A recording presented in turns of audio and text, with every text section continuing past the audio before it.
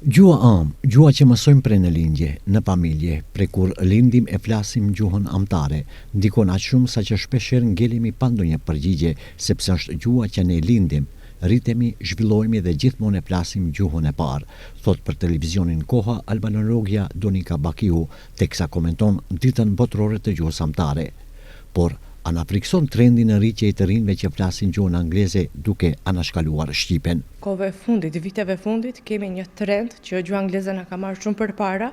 Themi të drejtën, fëmia 5 vjeçar shpjegon gjuhën angleze prallën, themi një prallë, borbardhën apo diçka tjetër, vetëm në gjuhë angleze e shpjegon në atë mënyrë sa që të habit se është vetëm 5 vjet. Nuk e din mirë as gjuhën am, siç e tham pak më para, kurse flet aq rrjedhshëm gjuhën angleze. Kjo vërtet është pak faj ndonjëherë tek prindërit, sepse një fëmijë 5 vjeçar vetëm nëse shkon në kopë është për fëmijë, por nuk besoj se ka dalë jeton në Angli apo diku tjetër. Në vendin tonë e kemi problem me fëmijët që rriten këtu në vendin tonë dhe shkollohen këtu, flasin si fëmijë më mirë gjuhën angleze sa të në gjuhën shqipe. E ku të mos flas nga ata që jetojnë jashtë. Donika Bakiu bën thirrje që me këmbgulje të mbrohet gjuha shqipe, si shembull përmendi arbëreshet e Italisë. Kanë ikë nga Morea pas vdekjes së Skënderbeut dhe besoni se sot e kësaj dite ata flasën arbërishten dhe e kanë ruajtur me fanatizëm, ata për të marrë një shembull.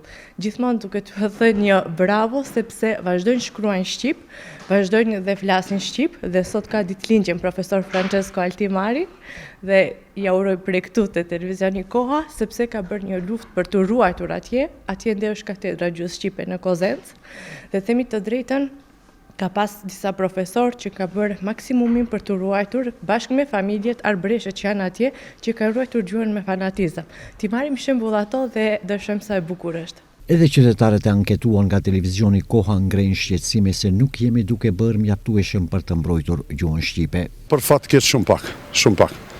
Duhet më shumë t'i qasemi sepse gjuha është diçka e shenjtë për një popull. Po si që shoh gjeneratën e re, po, jam i sigurt se rrezikohet. Duhet ndërmirret në një masë. Gjuha është emblem për një kombë dhe gjithsesi asaj duhet kushtuar rëndësi.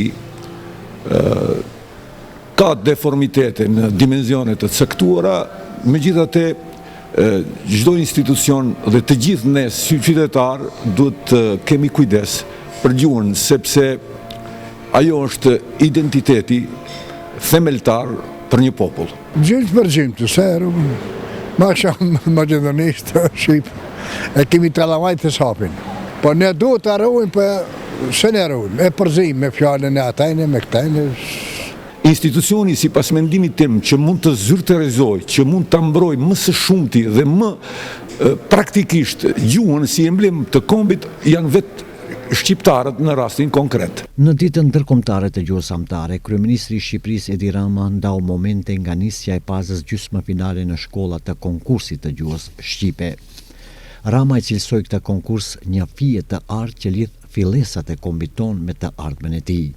Në këtë përvjetor, një tjetër zhvillim me rëndësi është hapja zyrtare për publikun e platformës online të fjalorit të madh të gjuhës shqipe nga Akademia e Shkencave e Shqipërisë. Platforma e aksesueshme në domenin fjalori.online është bërë funksionale që nga 12 janari 2026, duke ofruar qasje të lirë për të gjithë përdoruesit. Fjalori i madh i gjuhës shqipe përfaqëson kurorzimin e një pune 5 vjeçare 2021-2025 dhe përfshin mbi 125.000 njësi leksikografike, rreth 105.000 fjalë në zëra të veçantë, mira njësi frazeologjike, tokfjalsha terminologjik, terma të huazuar dhe rreth 250.000 kuptime leksikore të shoqëruara me mbi 1 milion shembuj ilustrues.